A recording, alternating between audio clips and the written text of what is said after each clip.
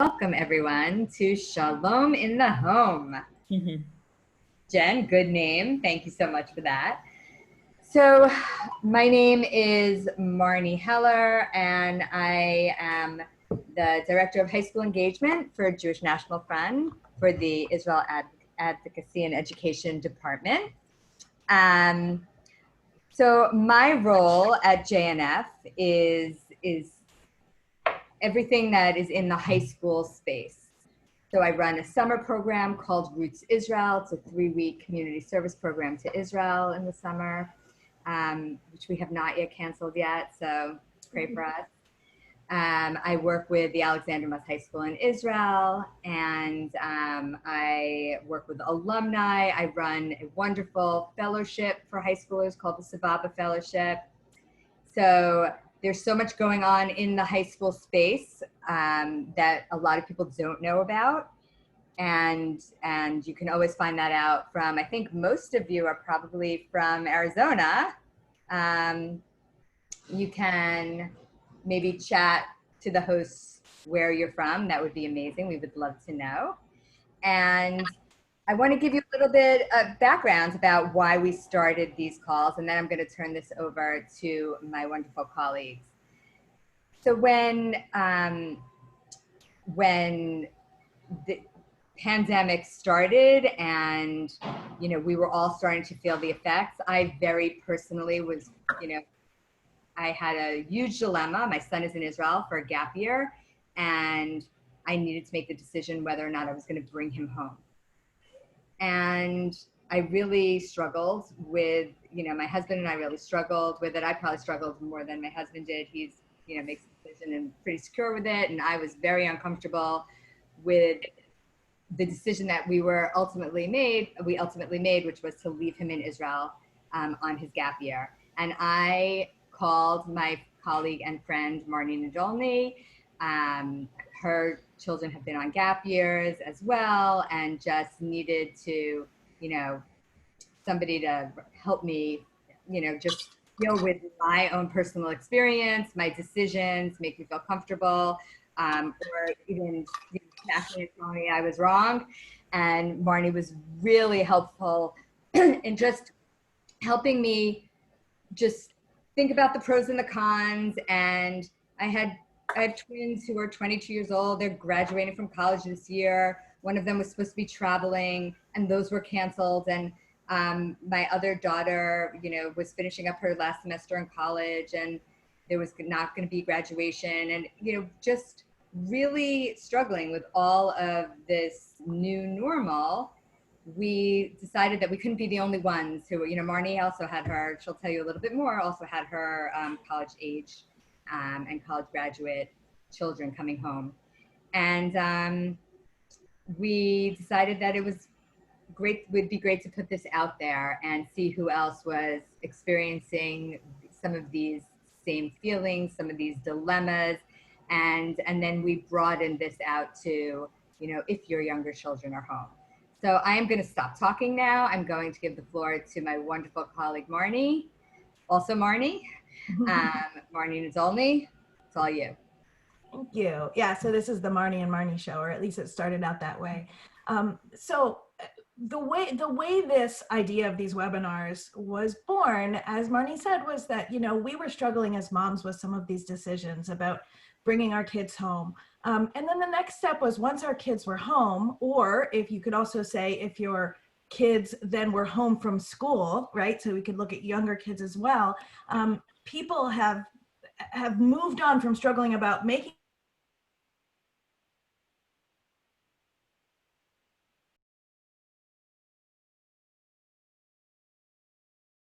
figure out how to. Marnie, you're muted. Okay, go ahead. Oh, I wasn't. Sorry, it didn't look like I was. Have I been the whole time muted? No. Okay.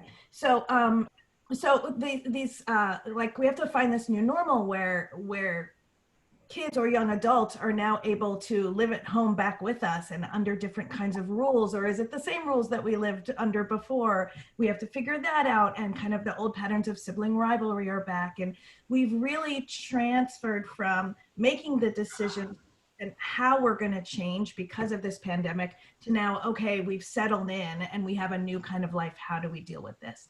So for that, we have reached out to our community, to other experts to help us, answer those questions. And so we're going to be talking about situations that pertain to all ages of children, all situations. And I would like to send the floor now to Jennifer Sosno, who is in Arizona. By the way, I'm in Atlanta, which is why we don't have honking outside.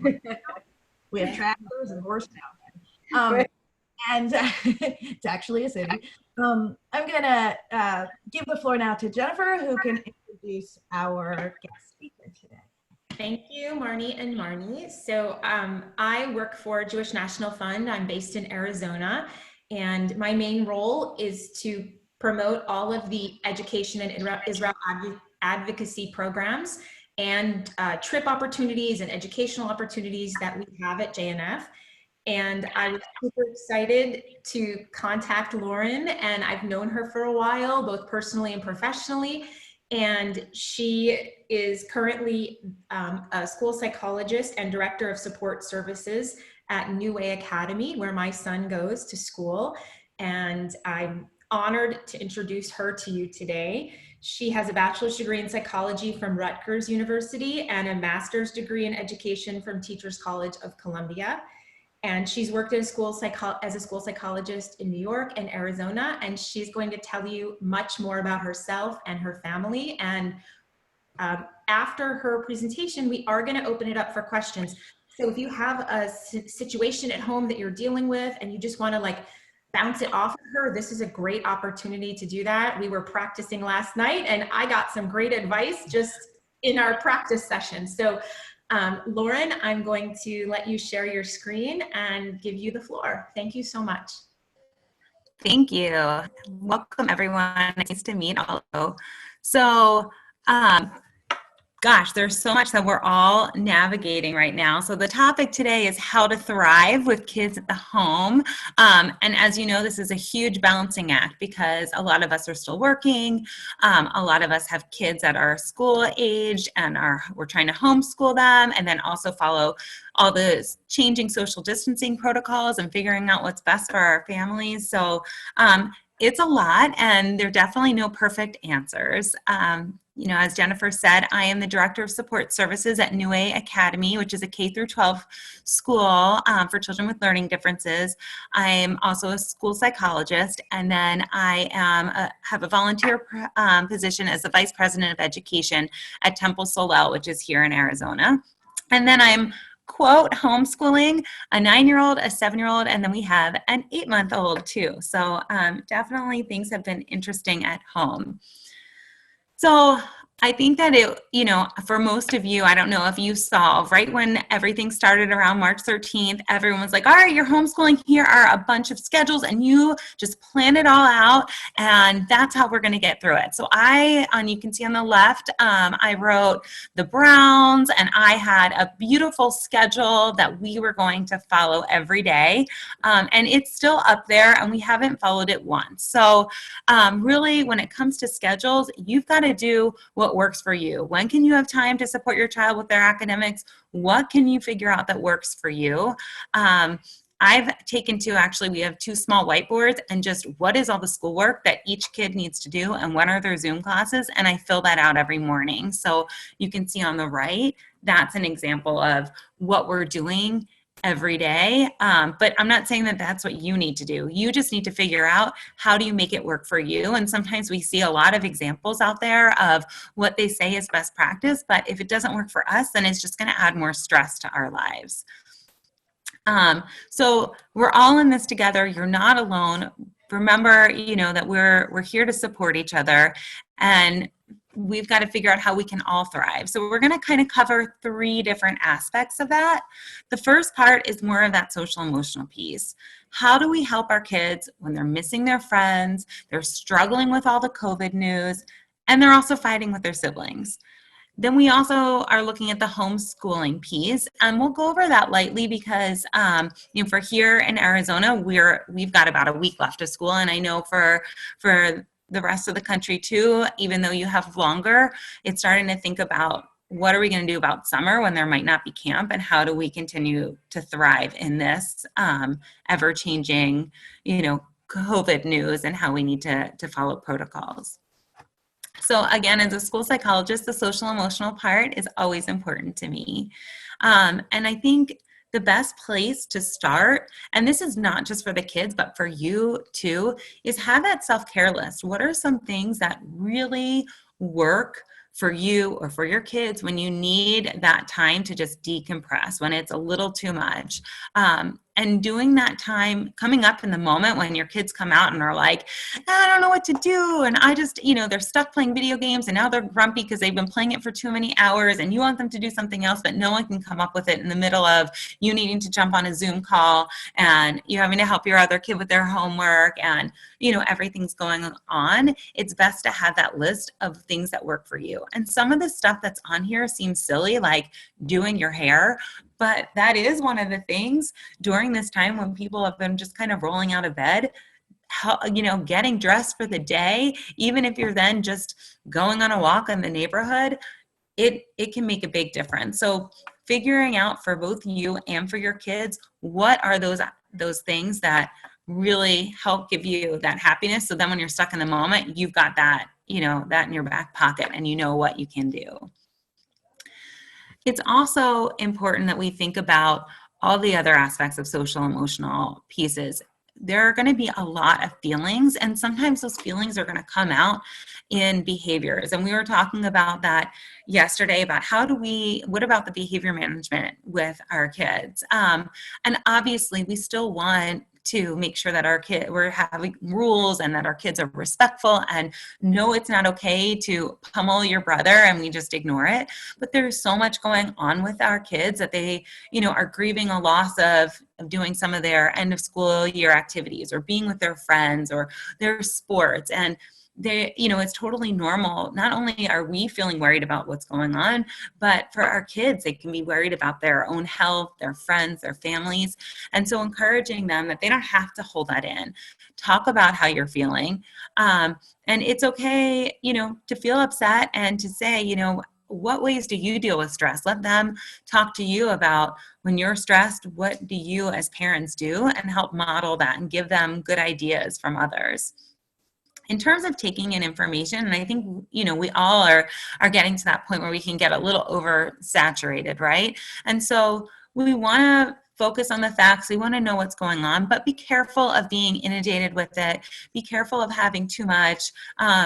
Sometimes there are a lot of videos and things posted on social media that may not have all the facts and might make us really more nervous about what's going on. So pay attention to how you're feeling, and if it's making us feel more anxious, take a break from it. You got to do what's right for you. And in terms of knowing what's right for you, figuring out, there might be some people who are stocking up a mass in toilet paper, and there are other people who are still hanging out with their friends. You need to make that decision for you and your family and what's right for you, and do what you know is going to keep your family healthy and safe. Not feeling that pressure from other people. You want to focus on the facts and what you know is good for you. So those sibling relationships, and this definitely, we were talking last night that while my, expertise really is in that school-aged category, the parents of older kids who are now home from college and are falling right back into some of these old sibling rivalries and these old habits that they kind of saw when they were 7 and 9, which are the age of my boys. I was sharing that I've really been thinking about these sibling relationships in the way that you think about how important it is in your, parent relationship. So, for you and your partner, obviously date nights seem like a thing of the past, but those are really important. And why are date nights really important? So that you guys have time as parents to have adult time that's fun, the two of you guys together. And that's still important during COVID, but it's also important for our kids to do that. How can they do something without you guys as parents involved that they can do together and that they find fun?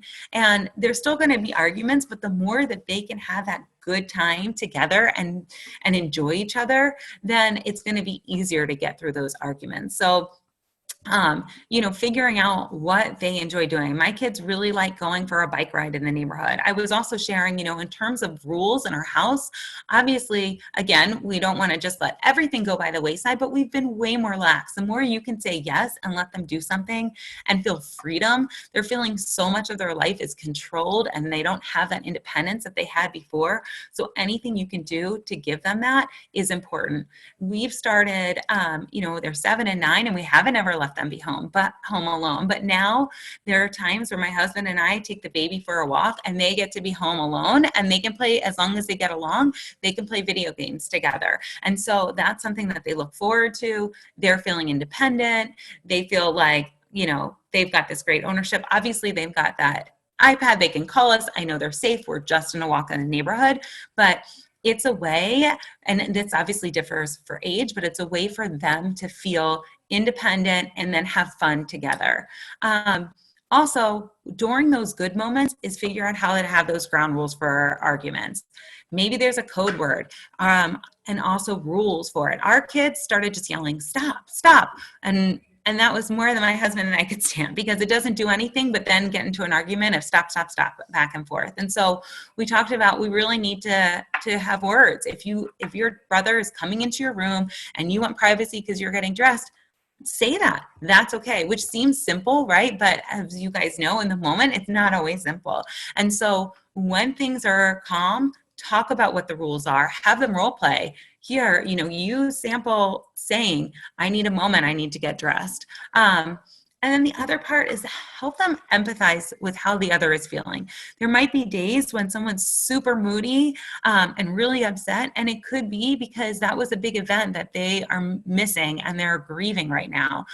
Just like we have to realize that when our kids are misbehaving, that there could be something that they're grieving right now. Let's think about those emotional piece, and helping them with that perspective taking is an important life skill.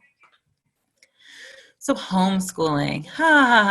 So what is your school providing for you, and what might they be able to offer? I think that schools have done an amazing job learning a whole new structure that they never had before, and they had to develop it pretty quickly. It aligned pretty well with our school that we had spring break. So that spring break, we're talking every hour of the day, weekends. Our leadership team got together and created a whole new school in a week. But now that that's been going on for a couple more months and we're realizing what we need to do, we've gotten a program that for the majority of kids is really supportive. But there have been some kids that, because of the setup in the family, or because of their attention needs, or because of everyone else having a computer or internet issues, whatever, medical needs, each kid might need something different. And so reach out to your school's teacher or to school staff and talk about your kids' needs and see what they can do for you. This is definitely not a one size fits all. And while schools are doing their best to figure it out, talk to them and see what they can create that's going to really work for your kid. So summer, how can we manage summer? The good thing is that we are seeing camps starting to be creative. And so we are seeing things where you can pick up a package of art activities or science activities, and then they have Zoom meetings that align with that. And so camps are starting to get creative. But it's also important because they've already had this break from school, and then we are not quite sure what school is going to look like in the fall. And by break from school, I mean now, like with this remote learning, and we don't know exactly what fall looks like. We want to make sure that we're not keeping fall so far away that school seems like such this foreign, entity. So have a calendar posted so they know when is the first day back at school, how long are they off, what is summer activities, and what fun activities do you have planned while they're off. And it may be that, things look way different. We've had tons of, personally in our family, lots of vacations canceled, but we're trying to figure out other things where, we're going to drive somewhere where there's a lake or different activities, put them on there, even though they're way different than what normal summer may look like, having that so they can look forward to it. And then it is a long day, and they may, the Zoom school's gone, and hopefully there are camps and things that work for you.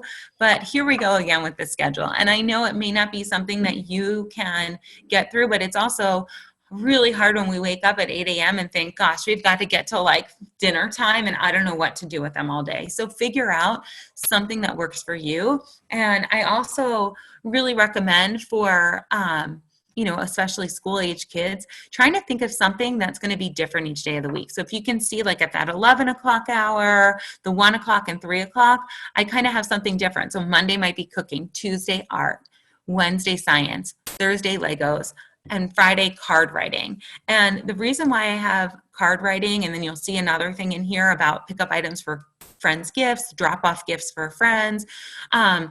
One of the things too that really can make a difference during this time is how can we give back? What can we do for others?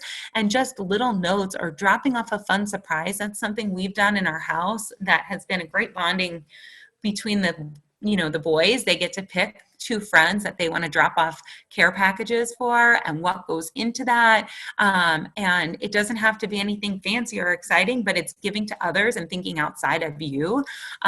Jennifer was talking about yesterday that she has a swear jar in our house and they have to put tzedakah into that jar. Well, then taking that money and giving it to a charity. So it helps our kids think outside just themselves during these hard times. It's also important, we want to keep them engaged in school in some way. It doesn't need to be hours of learning because it's important that they're learning in a different variety of ways, right? Through that swimming, through art, different ways than what a traditional school day would look like. And we don't want them stuck on Zoom all day like they've been, but you want to keep them engaged. Work on a reading log, send an email to a teacher saying hello.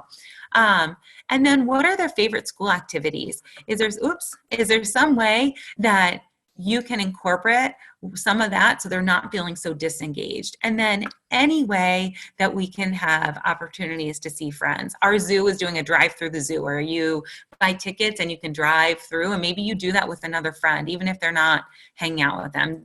Zoom calls, dropping off those gifts. What can you do to make sure your kid still feels that social connection, even if it's having to look different this summer? So a lot of stuff, and I want to open it up to your questions. But first, I just wanted to say thanks. And because I like to keep it real, I was sharing yesterday, I don't know if you can see, we've got spit up here and spit up on the arm. So just remember, keep it real. If we try to make things perfect all the time, then it's not going to work and we're setting ourselves up for failure. So be kind to yourself and know it's okay. So I'd love to open it up and hear some questions and have some conversation. Okay, so at this point, thank you so much, Lauren. At this point, we can lock the meeting and allow people to unmute themselves if we're all good with that. So thank you, Jennifer, for doing that. And so you can unmute yourself now. Colleague Greg said judiciously. All right, everyone is unmuted. Please mute yourself if you're not speaking. That was my makeup bag also. So feel free to stay muted if you're not asking a question. Do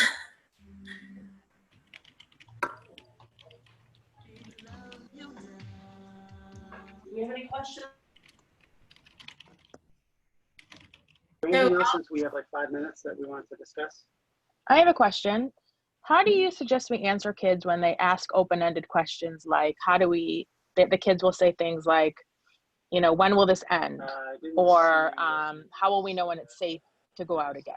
Yeah. So, one of the things that I've been really talking about with kids is kind of thinking about like this inner circle of what's in our control and this outer circle of what's outside of our control. And, obviously just like our kids, we want to know those answers and we don't know them. And so it's fair to tell them, I don't know. And, it's definitely something that we can easily be caught up in, but let's think about what we can control. We can control that we're making sure we have fun activities to do. I can control, how I spend my family time, thinking about maybe making that inner circle and outer circle of what can they control and what they can't. Because I know even for myself, I get caught up, and we don't know, just like every day, right? We don't know what tomorrow ever brings, but even more so during this time, we're really feeling that. And so if we get focused so much on when will this end? Or how are other people following social distancing?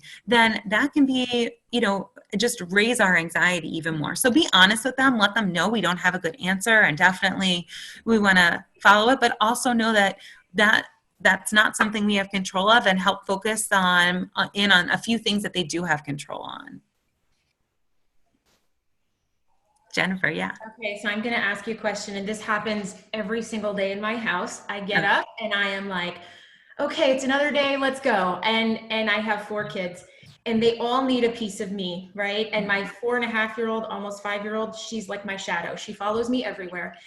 And it slowly eats away at my patience hour after hour, right? And then I become this like angry person.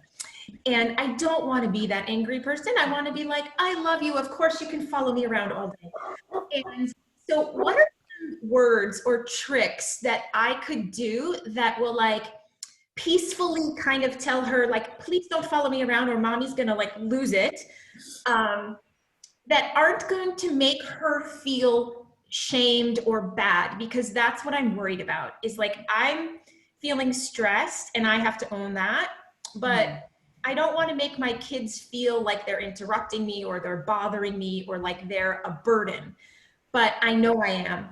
And I'd love some like techniques or words that I could say that will reinstill confidence in our relationship as parent and child, but not make them feel like I'd love for them to go stay with their grandparents for a while, Well, first, I think that you need to know that it's okay to feel that way, and that you absolutely, have other things that you need to do. And you need, even if you don't, even if it's not a busy work thing, it's also for you, you need time. So one, I want you to make sure that you know that that's okay. You don't have to feel guilty about it. And of course, we all want to always be that perfect, loving parent. And sometimes we get upset, and that's okay too, right? As long as we apologize and we do what we can, that's okay. But thinking back to when I had that self-care list, coming up with an activity list, and especially because I have my 7-year-old is super social, and this has been really hard for him because he just wants to talk at us all day, and he's like, you're in Zoom meetings all day long. So making sure we have that list of activities that he can do on his own, and then we have other activities that he knows we'll do together. And I don't give him a time for when that's going to be, so that he knows you're going to have that mommy time and you're going to have that daddy time. But I can't tell you that it's at 10 o'clock, and your child, she's a little bit younger, so she doesn't quite have that time aspect anyway. But, making sure that she knows, and maybe it's a visual where, you set out 3 different toys, like here are the magnet tiles, here's the art project, it's out there. And so when she comes to you and you need that break, say, I would love to spend time with you, and we're going to do, we're going to go swimming later together. But right now I want you to pick one of those 3 things we laid out last night. And also when you did that the night before, that was an activity you did together of picking out what those activities would be for her. But also just know it's okay. Marnie? Thank you. I have a question, but I also have a response for Jennifer. I think that even a child as young as 4.5 is beginning to learn boundaries and structure, and will really thrive in a situation where there's a lot of structure. And you're not really saying, I don't want you, you're annoying me. Right. I need my time just like you need your time, and you have to respect my boundaries and I have to respect yours. Like, not with those words, but if you had perhaps a physical, like a sign, I'm working, it could be a picture, but something like, when the sign is up, mommy needs her time. That even means standing and staring at me, because that's just as interrupting as speaking to me, because my 18-year-old just did that to me. If she stands and stares, then she's not interrupting, but she's totally interrupting, right? But for a 4.5-year-old, maybe that physical sign, so that they know not to interrupt their teachers at school. It's kind of that you can expect the same thing. And I have a question, Lauren, that I feel like this is like a big generational thing, where when we were growing up, I'm old, we weren't scheduled, and our parents didn't create our activities for us. And now the students are very managed all the time, and they're used to always being managed. So how do we balance that whole, let's create, and not, of course, age appropriately, but let's create a schedule for them versus it's okay to be bored and let your creativity come up with your own, ideas for what to do. Yeah. And I think, to be clear, that schedule that I showed you for the summer that I have, that's something that I have in my phone. That is not posted for my kids because I can't promise that I'm going to follow that schedule. It's just when I'm like, okay, now they've, they did the chalk art, they did all this stuff on their own, and now they're stuck. What do I do? So yes, I agree, because the beauty of this is we are getting them, this is a great opportunity for them to figure out when they're bored, they have to figure it out themselves. And yes, we want to encourage them by having that list and helping them come up with that activities, but then that's their box for them to pull from and getting them to the point, it's kind of shaping that behavior. We want to get them to the point where they do it on their own. And I do think, that was something we had talked a little bit about yesterday, about we used to come home for dinner and we had like 12 activities and rush, and now we don't, and the kids need to figure that out. And so yes, it's a change, but I think at the end of this, there's some beauty, right, in less structured activities, more kids learning how to have independent play, forced to figure out how to play with your siblings. So I think it's going to happen. Rick, I saw you had a question too. Yeah, no, just also a comment about that. I don't know, when I was growing up, I had friends who lived across the street or right next door. Yeah. And my kids don't. So it's different. You can't just walk in. And even if we did have friends across the street, we're not allowed to see them. We're not allowed to see them anyway. So that's one of the reasons why I think it's different. And like a micromanage might be a help, because I know, but my kids are grown already, so I can barely have any control over them. So this doesn't necessarily apply to me, although I'm thinking about what Marnie's issue about that it was different when we were growing up. It was, and for me, I had kids, I could easily forget about using a phone or a cell phone. Like it was a dream. The Jetsons had cell phones. Like we could just walk across the street or knock on a door, and that would be it. Yeah, that's a good point. Hi, Toby. Oh, let me unmute you. Let me see. Okay, Toby, now we can hear you. All right.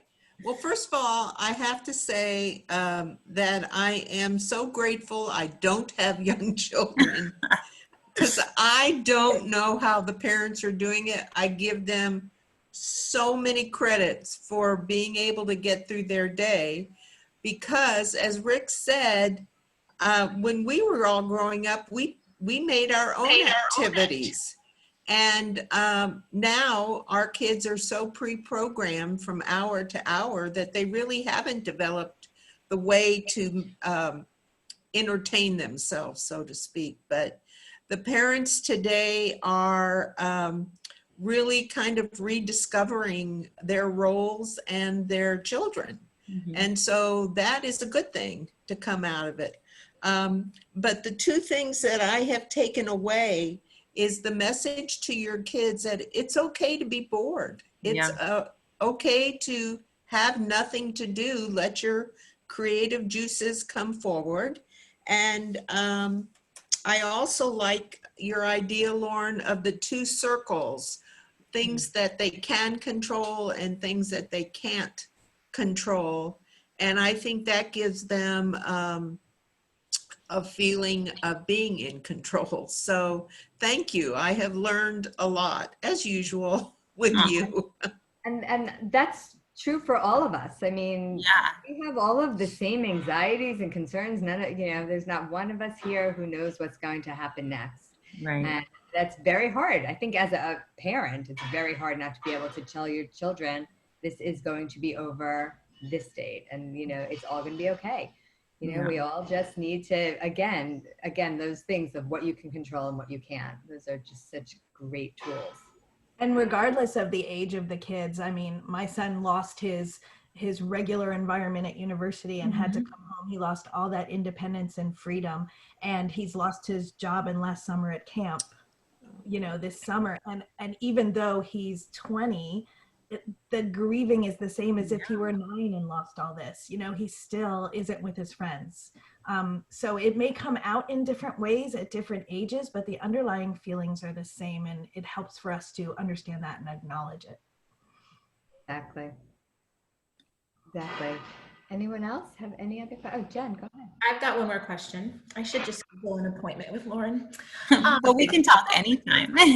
So okay, going back to my 4 kids, I was concerned a few weeks ago that my 9-year-old was maybe getting a little depressed, and I don't want to go overboard and go to a psychiatrist and put him on meds and do all these things, because I think it's situational.